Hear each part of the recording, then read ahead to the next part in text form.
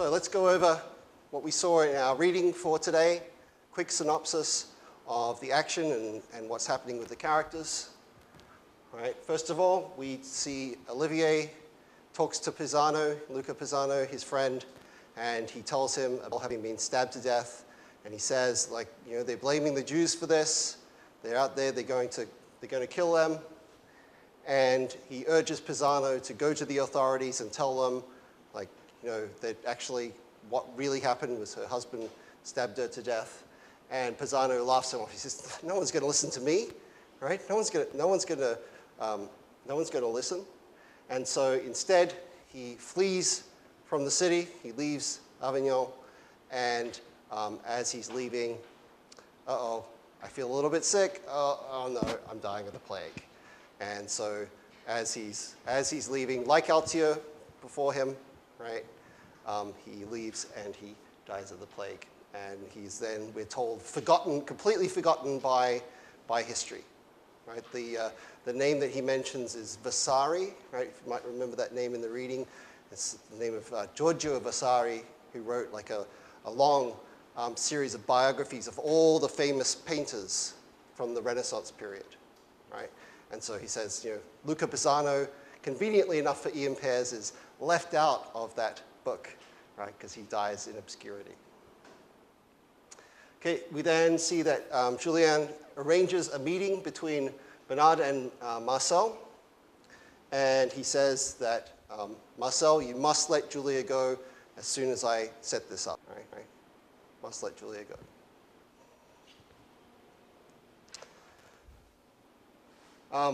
The police, who are not terribly happy about their job, but nonetheless they go and they go and see Julia.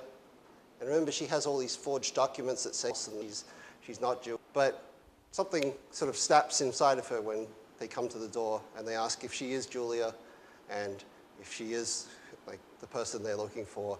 And she's like, fine, I am. It's me. But she feels reassured within herself as they're driving her away. Well, you know, Julien, he has these connections with Marcel. Surely he can save me. He can help me. We then see that Olivier goes to tell Cicciani, Cardinal Cicciani, about the death of Isabel. And the Cardinal, as we know, he's a pretty tough, ruthless kind of guy. He's like, so what? Who cares? Right? Who cares if these things are happening? And he says, well, you know, this is good. This is God's way of, you know, of making the church move in the right direction. Right? Then Olivier also learns that Gersonides and Rebecca have been arrested as part of the persecution of the Jews. And he asks Cicciani to help get them released, but Cicciani says, no, and mind your own business. Right? Mind your own business, Olivier. This is not for you. Keep out of it. Go do what you're told. You're just a servant. Right? And don't interfere in my plans. We then see that Julien, through his secret sort of code that he gives to the post office, he arranges a meeting with Bernard, and he's still kind of shocked by Marcel's revelation that it was his lover, once lover, and also childhood friend Elizabeth, who had been the one who actually had betrayed Julia to the authorities. And so, first of all, one thing he has to do, he has to convince all the local lords that this is a good deal, better the deal than they're getting from Rome. And secondly, he has to find a way to sort of create some sort of unity between his people. And the way that he does it is that he picks on the Jews, right? He forces them, basically, tells them, convert or die, right? Convert or die. Not a really good way of making people believe, right? People tend to say they believe things when you have a knife at their throat, but it doesn't necessarily mean they really believe it. Anyway, we see that this whole incident starts with a young man named Daniel, who's actually kind of an outcast from the Jewish community, even though he's Jewish, because he's a troublemaker and he's causes problems. And then we see that stemming from that, there's a wave of attacks. And even though they're relatively small compared to some of the terrible Jewish massacres that happened in other places around this time, that nonetheless, the narrator says this was important. Why? Because Manlius's ideas, his rationale, right, his philosophy, provides a basis for persecuting other people, right? Of being able to assert the authority of the church, to say, we're allowed to stomp on you, we're allowed to shut you down, we're allowed to call you a heretic, we're allowed to stop you from living the life that you're living based upon whether we think you are heretical or not, if you go against our beliefs. Right?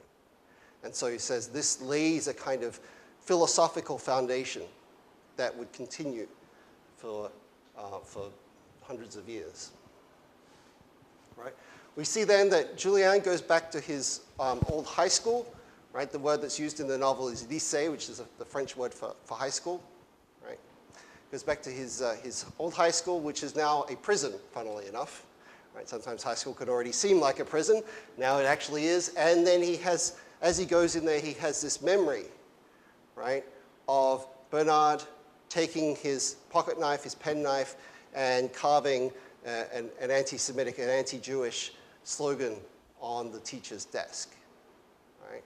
So we see that, Bernard, remember, he's a member of the resistance now, but we see that even he is not particularly really sensitive or sympathetic towards Jews. Right? And we see also that in that incident that he remembers, who takes the blame for it? Marcel, yeah. So even though Bernard is the one who carves the message, Marcel, who doesn't want anything, who's just being a good boy and writing his lessons, he gets blamed for it. Right? It sort of gives us another little motive for that hatred between Bernard and Marcel. Right? So Julien, he goes there and he finds out that Julia is not there anymore. She's not in this prison. And he's told that she's been shipped off to a work camp, but she might still be in town. She might still be at the railway station, waiting to leave,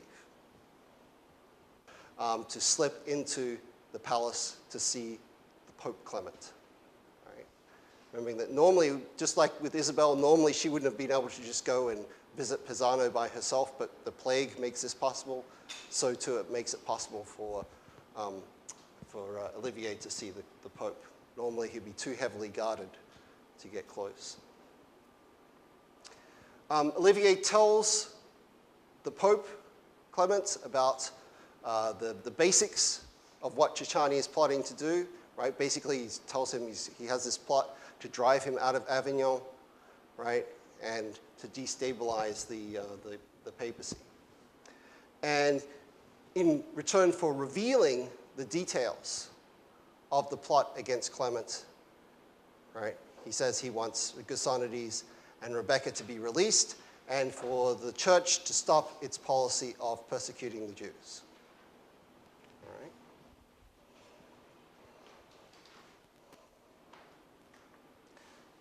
Now, we already know what Clement does because we saw that Julien gave his lecture about how Clement protected the Jews, right? Remember earlier in the story, he gives that lecture and about what a great guy Clement was and how merciful he was, right?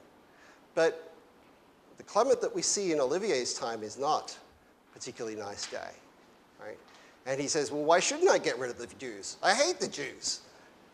If I got rid of the Jews, my name would be famous in history for getting rid of these awful people, right? Is basically what he says to Olivier. Why shouldn't I get rid of the Jews? And Olivier says to him, and he repeats, as it were, like the wisdom of Manlius and Sophia, right? When he says that, well, this kind of forced conversion, this kind of obedience is not real obedience. It's not what you want, right? And he argues with Pope Clement on these grounds. But Pope Clement is still not satisfied, and he says, well, you know, if you're betraying Ciccani, why haven't you been attacked?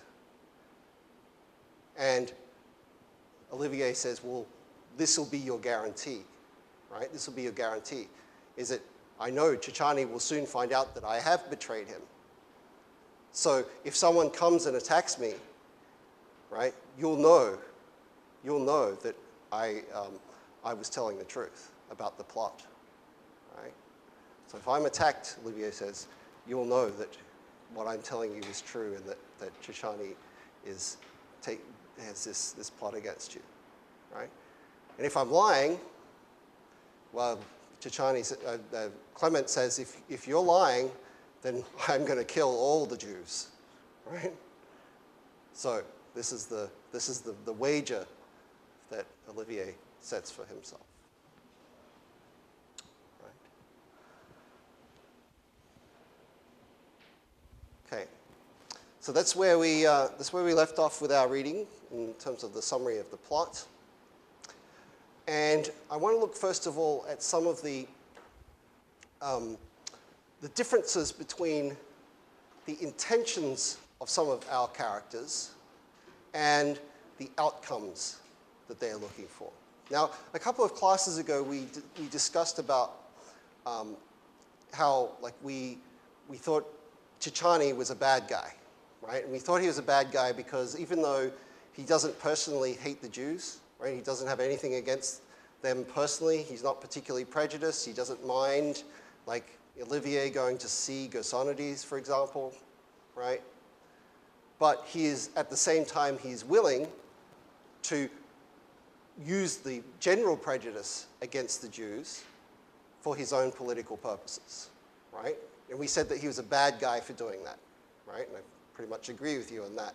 But today's reading makes this a little bit more complicated, right? Because we have to think about the way in which we judge actions and intentions, not just perhaps by their outcomes as well as by their intentions, right? This is a little more, it's a whole lot more complicated when we look at what Clement does in his case.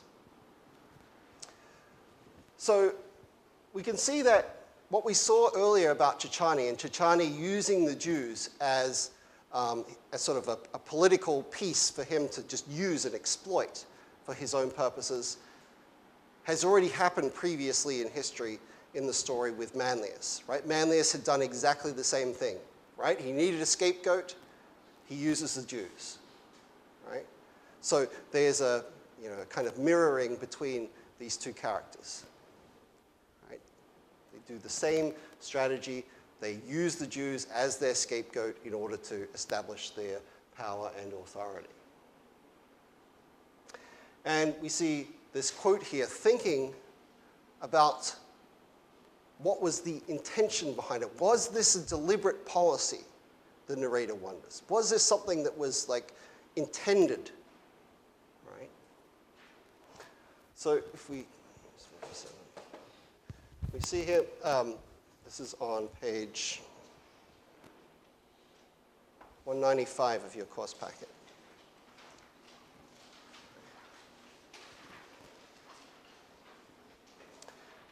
And the narrator asks us, was it a considered policy, though, this dramatic event that seems to have led to the conversion of some 150 Jews, this is during Manlius's time, the raising of the one synagogue in the town, and the expulsion or death of those recalcitrants, which means the disobedient ones, rebels, right, who refused to comply with his will. Certainly, Manlius was not greatly exercised by the presence of so many Jews in Vaison, for although they remained a self-enclosed enclave, they paid their taxes and kept themselves quiet. Their existence did not offend him, right? So we see, like Chichani, Manlius doesn't particularly have any hatred of the Jews. They pay their taxes, they keep quiet, they do what they're supposed to do, right? And yet, he must have known full well that moving against them would strengthen his hand immeasurably. Right? So he uses them, right? He uses them. The hatred against them, he uses that to his own political advantage. As he himself had bowed his knee at the altar without in any way feeling as though he had betrayed his beliefs, so it is unlikely that he considered for a moment that the reluctance of the Jews to embrace Christ in their heart was a proper reason for them not to do so in public. Right? So here he's making this parallel. He's like, well, I became a bishop and I don't even believe in Christianity. Why can't you Jews why can't you guys do the same thing? Is how he feels about this situation. Right? Why can't you Jews pretend? I pretend, you pretend. Right? Okay. And he was a ruthless man, short of time, born to authority, but never yet having had the opportunity of exercising it. Gentle, eloquent, cultured, and refined he might be, but these qualities were bestowed on those who deserved them, or at least he feels they deserve them.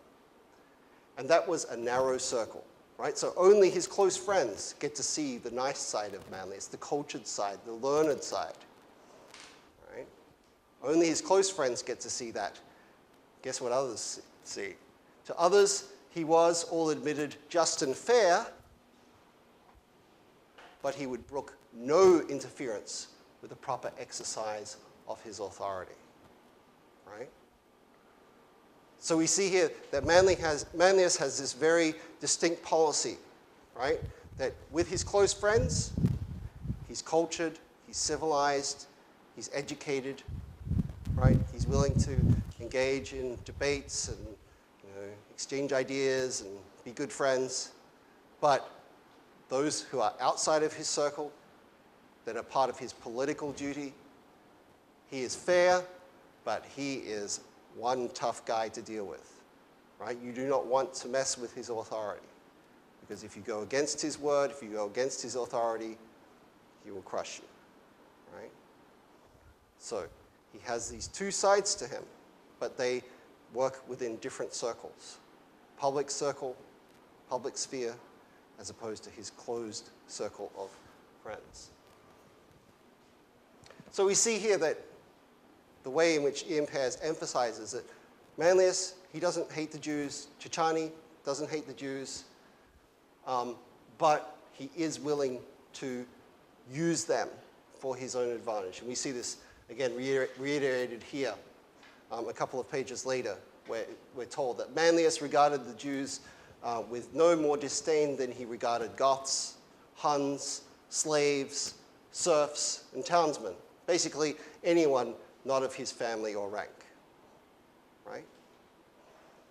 So this is something to puzzle through. Now, as we've already discussed, as readers, we really don't feel much sympathy for this kind of attitude, right? We look at Manlius, we look at Ciccani, we say, well, okay, they don't hate Jews, but look at the horrible consequences, the negative consequences of their actions. This is horrible. This is unethical, right? Now, of course, these two guys, they kind of don't care about that stuff, right? They're politicians. For them, they care about getting the job done, right? So for them, what they see is the outcome, right? So for Manlius, he sees that he has saved his provinces, his lands, his people from the barbarian threat, right? He says, you know, if I have to sacrifice a few Jews along the way, well, too bad, right? Similarly, Ciccani, right? He has the same attitude. The papacy shouldn't be in Avignon. It should move back to Rome. It's God's will. And if a few Jews have to be sacrificed along the way, well, that's God's will, right? That's the attitude of these two guys.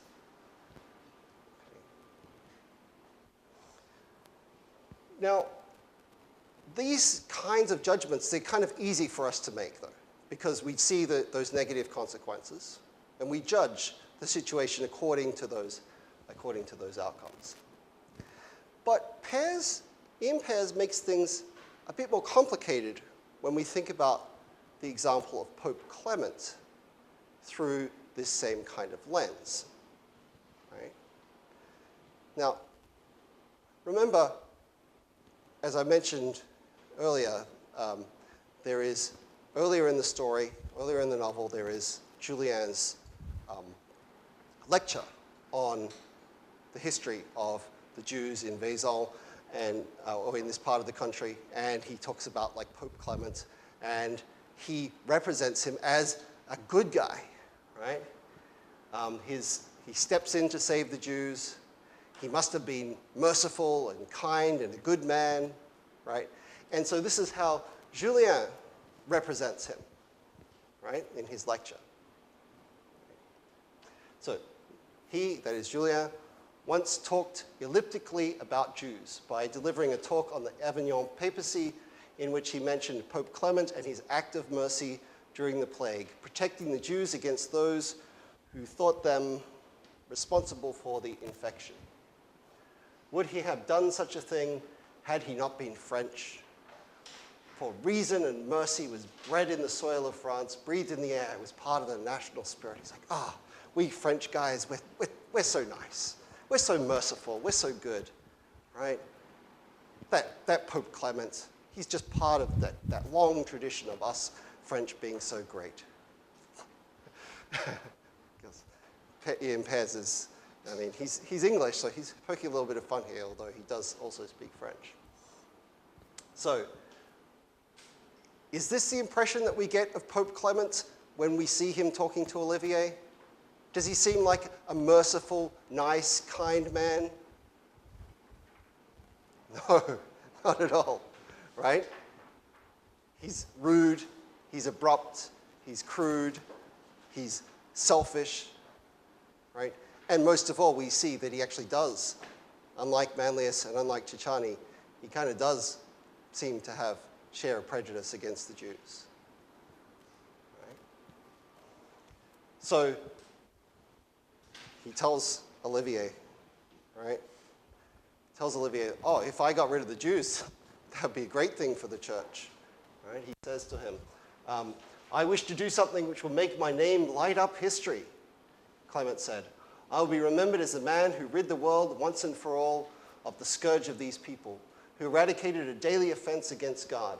For more than 1,000 years they have had their chance, and for all that, they have spat on the truth as they once spat on our Lord. This is the moment to strike against them. Do you doubt it is a noble thing, a necessary, justified act, delayed for too long already? The Jews must convert or be killed. Right? So think about that. It's a very strong contrast, obviously, almost the ultimate contrast between how Julien looks back and he thinks, that Pope Clement, what a nice guy, what a merciful man, what a kind guy, what a good Frenchman. Yeah, we French are great. Right? And yet this, of course, is pretty much exactly the same kind of thing that someone like Adolf Hitler was saying. Right? Let's get rid of the Jews, let's get rid of them once and for all, let's exterminate them. They are a scourge on society, right? This is the kind of attitude that Clement actually has, right? So we have to ask ourselves, what happens here? Why does he issue this order to protect the Jews if these are his real feelings?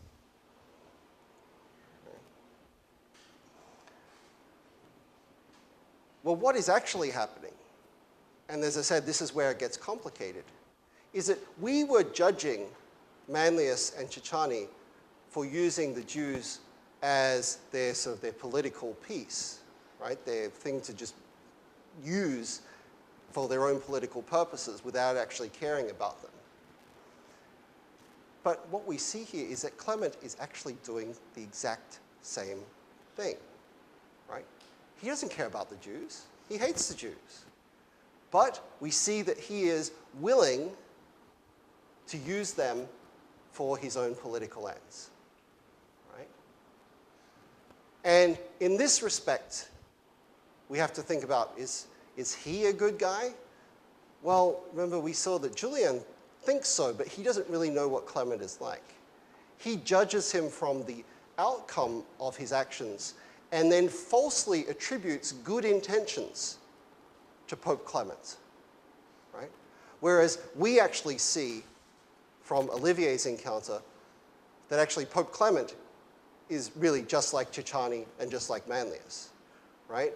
His intentions are not good, even though what he does with his power from the outside has positive consequences for the Jews, right? He protects the Jews, right?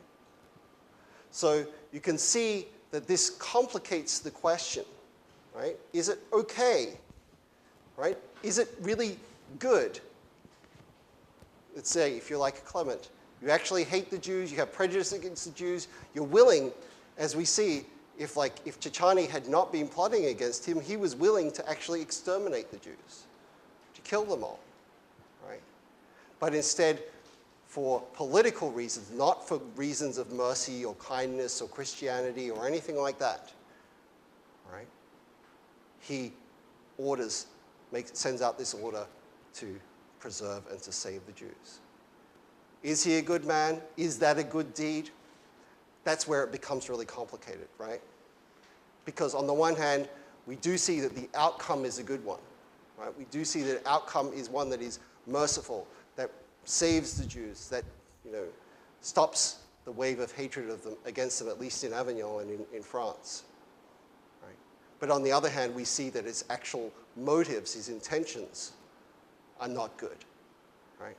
That he's really just playing a political game, and he's moving against Chichani for his own purposes. Right.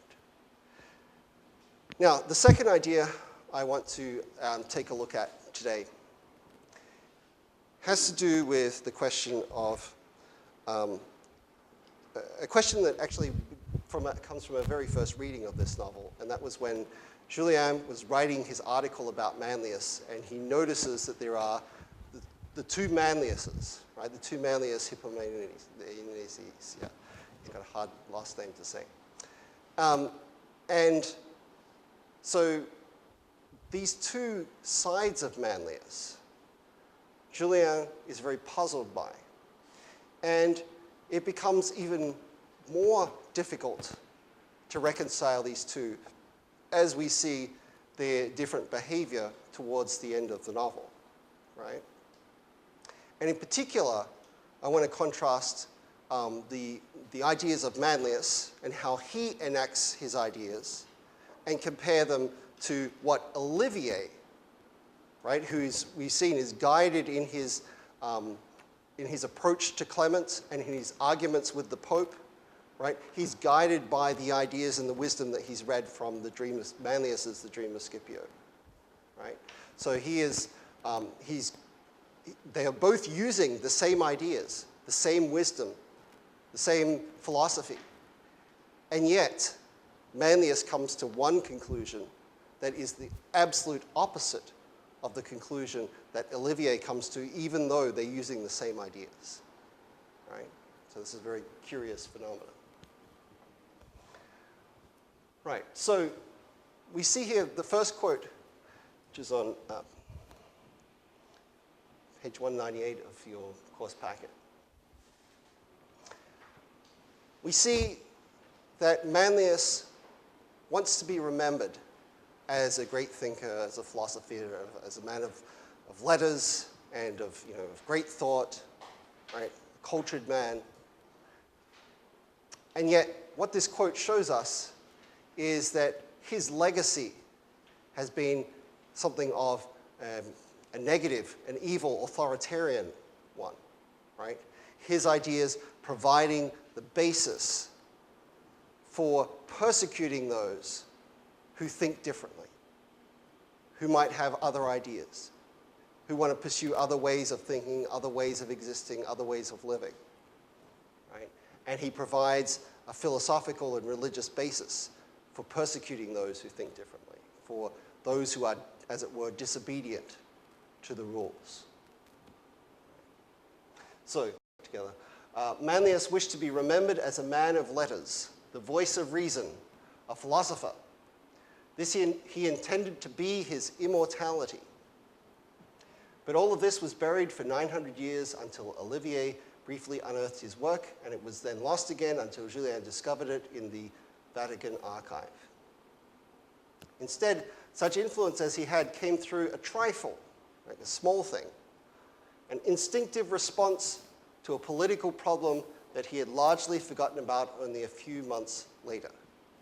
Right? So in other words, Manlius is expecting to be remembered for all of his great writings and poetry and philosophy and dialogues and all this stuff.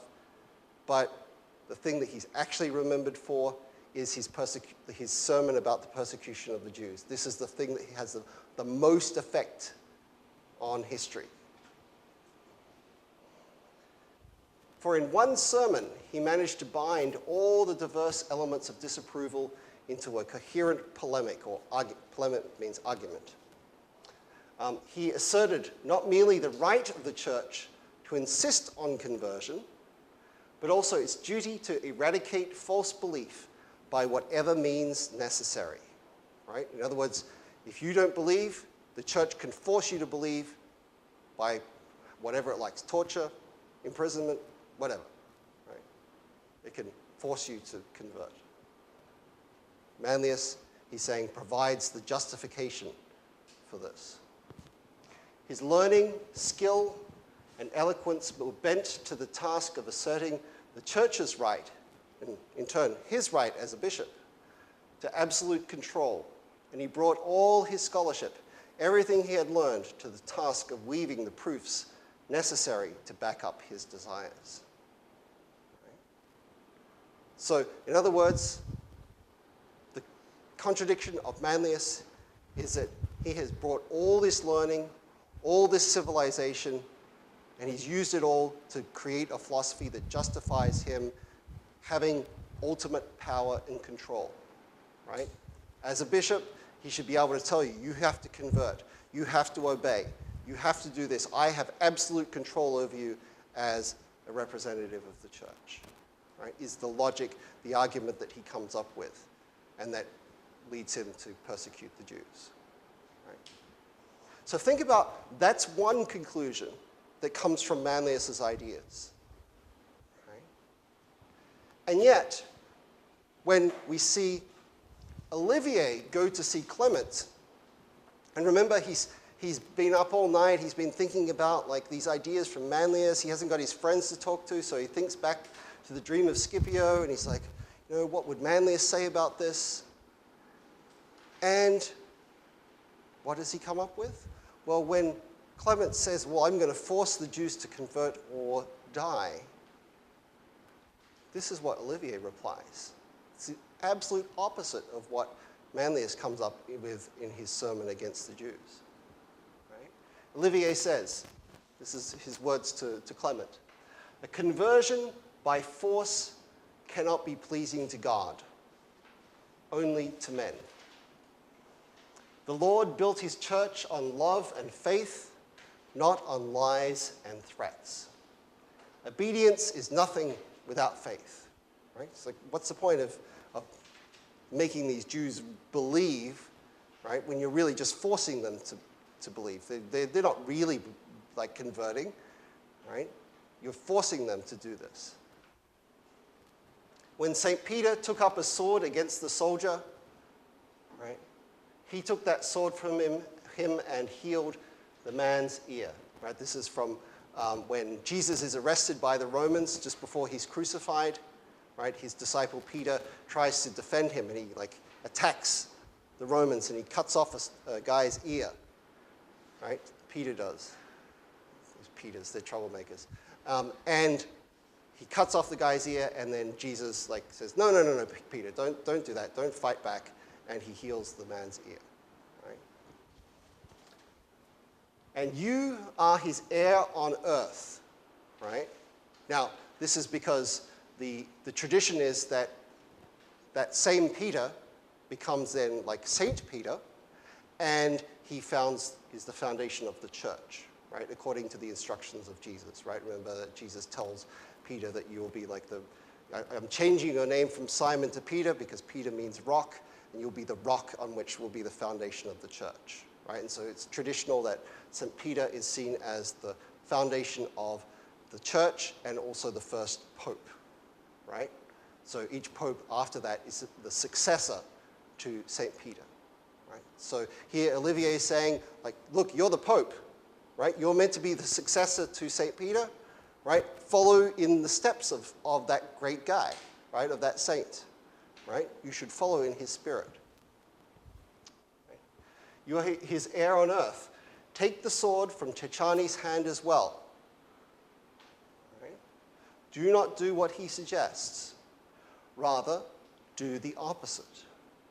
Extend your protection and love to these people, just as Christ loved sinners, as much as he loved those who had faith.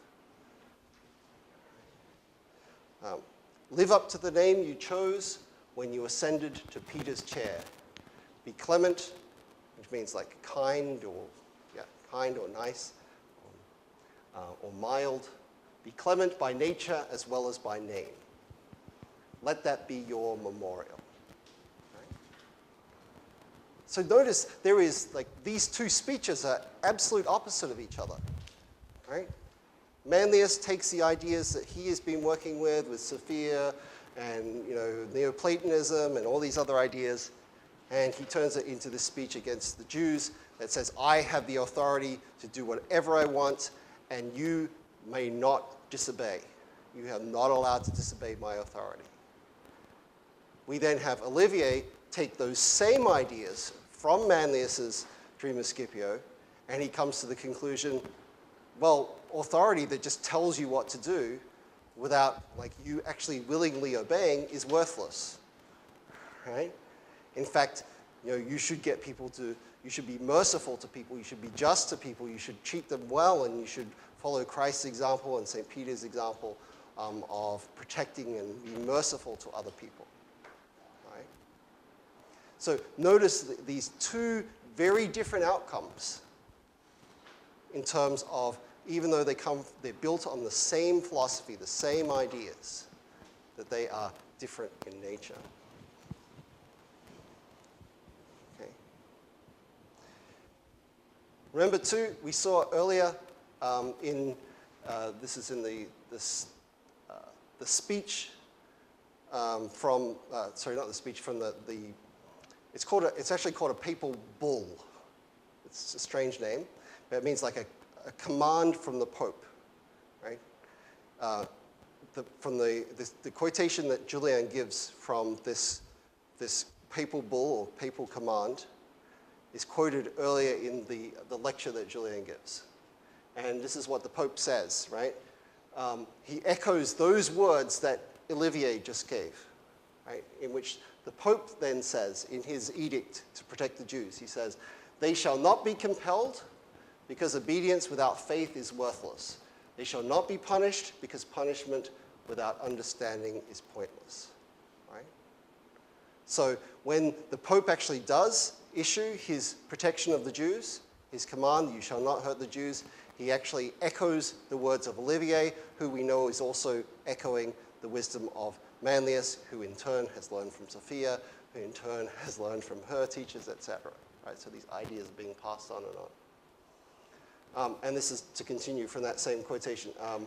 Thus the great bull, remember that's the papal command that he issued, the Jews were not wiped out. Indeed, many came into Provence, into what became southern France, and their descendants remained to cause many of Marcel's present headaches. Right? So Pope Clement, as we see, even though he doesn't like the Jews, he has this prejudice against the Jews, he is persuaded, or at least he pretends to be persuaded, by Olivier's arguments. He puts Olivier's arguments into his edict, right, into his command. Right? And then we see this is why there are Jews in the time of Marcel. And we also see earlier, this is a speech by Sophia, right, where she also gives us some similar kinds of insights. Right? Where instead of talking about obedience, right, she's talking about something similar. She's talking about virtue, about doing good things, right? Being a good person. And she's saying, well, being good, right, without certain conditions is useless. What's the point of being good if you don't really know what being good is, right? You're just going through the motions. What's the point of being obedient if you're just being obedient because you're being forced to do something rather than because you really want to do it, right? These are very similar ideas. So she says, much earlier in the novel, right towards the beginning, it says, virtue comes through contemplation of the divine and the exercise of philosophy. But it also comes through public service. The one is incomplete without the other. Power without wisdom is tyranny. Wisdom without power is pointless. Right? So the reason I want to focus on this is particularly because we're going to see, of course, in our next reading, all of these tensions, all these problems are going to be wrapped up for us. We're going to see the conclusion of the three stories threads, right? We're going to see what happens. We know what happens to Julian. We're going to see exactly how and why he dies in the fire. We're going to see what happens to Olivier. We're going to see what happens to Manlius, right? And so we're thinking here about outcomes. What do they achieve?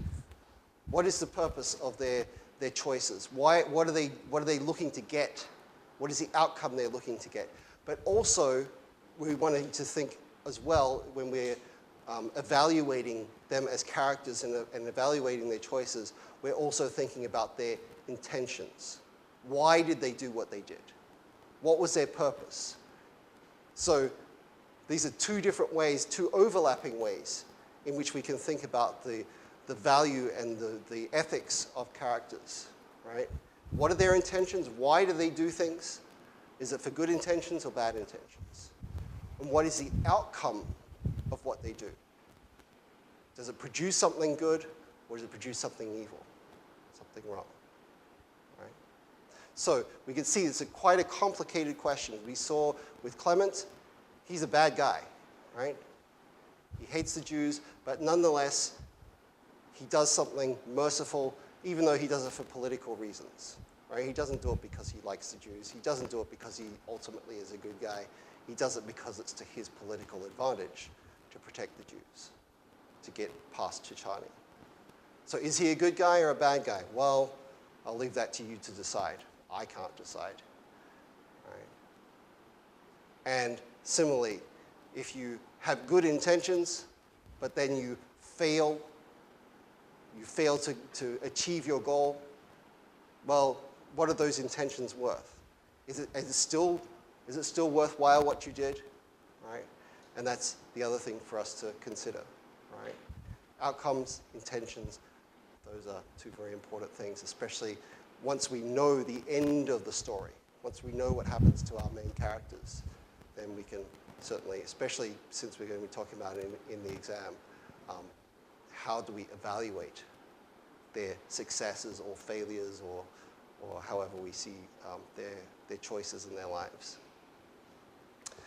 Okay, well, speaking of time, we are out of time for today. So please hand in your prep sheets. And I will see you on Thursday for our final look at the Dream of Scipio. Right? Warning, Julianne dies. All right, you already knew that. All right. Thanks, guys.